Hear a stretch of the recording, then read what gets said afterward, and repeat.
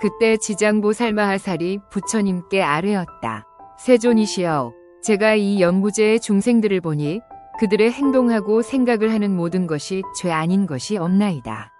더러는 착한 마음을 낼지라도 처음의 마음을 지키기가 어렵고 나쁜 인연을 만나면 생각마다 나쁜 인연을 더하게 되나이다. 이러한 사람들은 마치 무거운 짐을 지고 진흙길을 걷는 것과 같아서 갈수록 몸은 지치고 짐은 무거워지며 발은 깊은 수렁으로 깊이 빠져 들어가는 것과 같나이다. 다행히 선지식을 만나게 되면 선지식이 짐의 일부를 짊어져 주기도 하고 전부를 짊어져 주기도 합니다. 선지식은 큰 힘이 있기 때문에 다시 그를 부축하여 힘을 내게 도와주고 인도하여 현재에 이르러서는 반드시 지나온 나쁜 길을 살펴보게 함으로써 두 번 다시 그런 길을 밟지 않도록 해주나이다. 세존이시여, 악을 익힌 중생은 잠깐 사이라도 한량없는 악을 짓게 됩니다.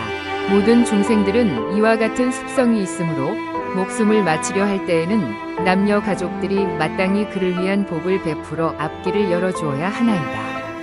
이때 깃발과 일산을 걸고 등불을 밝히거나 종비한 경전을 읽기도 하며 부처님과 모든 성인의 존상 앞에 공양을 올리며 나아가 부처님과 보살님과 벽지부를 생각하면서 한 분 한 분의 명호를 분명히 불러 임종하는 사람의 귀에 들리게 하거나 마음에 새겨지도록 해야 하나이다. 그렇게 하면 자신이 지은 악업으로 반드시 악도에 떨어지게 되어 있는 중생일지라도 가족들이 그를 위해 짓는 성스러운 인연공덕으로 모든 죄가 다 소멸되옵니다.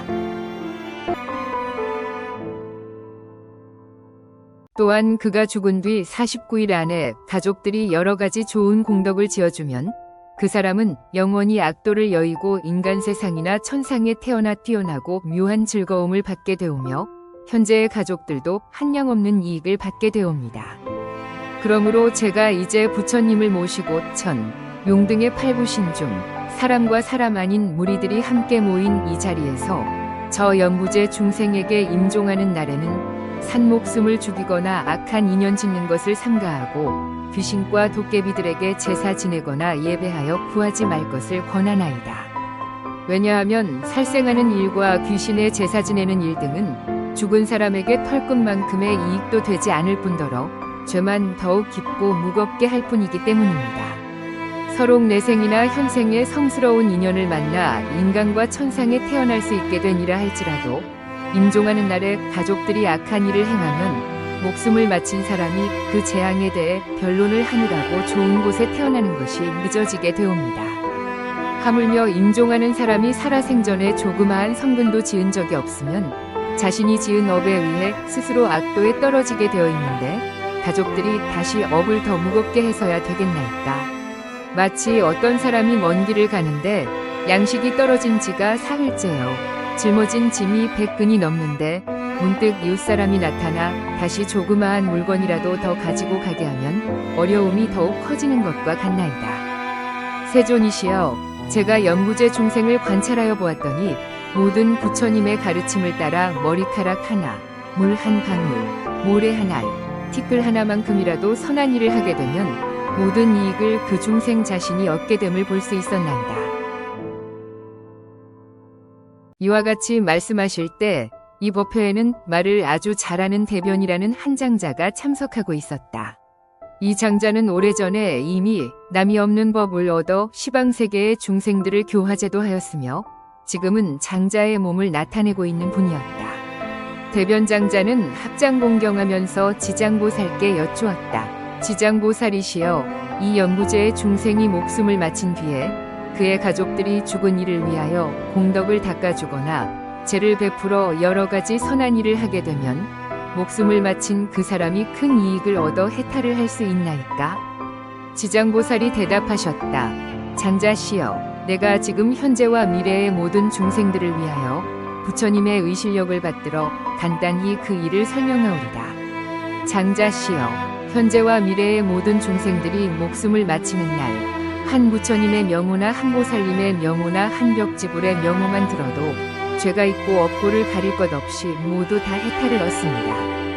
만약 어떤 남자나 여인이 살아생전에 착한 일보다는 죄를 많이 짓고 임종을 하였을 때 그에 가깝고 먼 친척들이 훌륭한 공덕을 지어 복을 닦아주면 그 공덕의 7분의 1은 죽은 사람이 얻게 되고 나머지 공덕은 살아있는 사람 스스로의 차지가 됩니다.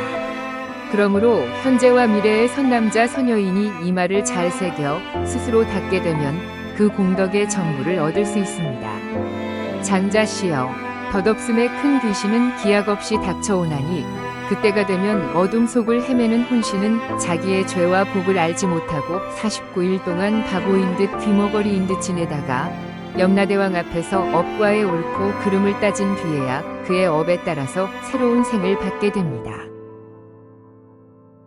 그 사이 스스로의 앞일을 예측할 수 없는 동안의 근심과 고통도 천만 가지인데 하물며 악도에 떨어졌을 때는 어떠하겠습니까? 이 목숨을 마친 사람은 다시 태어남을 얻지 못하고 있는 49일 동안 모든 혈육과 친척들이 복을 지어 구원해주기만을 간절히 바라다가 이날이 지난 후에는 업에 따라 과보를 받게 됩니다. 그가 만약 죄 많은 중생이라면 1100년이 지나더라도 해탈할 날이 없을 것이며 그가 만약 오무간지옥에 떨어질 큰 죄를 지어 대지옥에 떨어지게 되면 천겁만겁을 지나도록 고통이 끊일 사이가 없습니다. 또 장자씨여, 이러한 죄업 중생들이 목숨을 마친 뒤 혈육과 친척이 죄를 베풀어 그의 선업을 도와줄 때는 제식을 마치기 전이나 제를 지내는 동안 쌀뜨물이나 나물 잎사귀 등을 함부로 땅에 버리지 말 것이며 모든 음식을 부처님과 스님들께 올리기 전에는 먹지 말아야 합니다. 만약 이를 어기고 먼저 먹거나 깨끗하게 만들지 않으면 목숨을 마친 사람이 복의 힘을 얻지 못할 것입니다. 반대로 정성을 다하여 깨끗하게 만든 음식을 부처님과 스님들께 올리면 죽은 사람은 그 공덕의 7분의 1을 얻게 됩니다. 장자씨여, 그러므로 연부제 중생이 목숨을 마친 부모나 가족들을 위하여 제를 베풀어 공양하되 지극한 마음으로 부지런히 정성을 다하면 산 사람도 죽은 사람도 모두 다 이익을 얻게 되는 것입니다.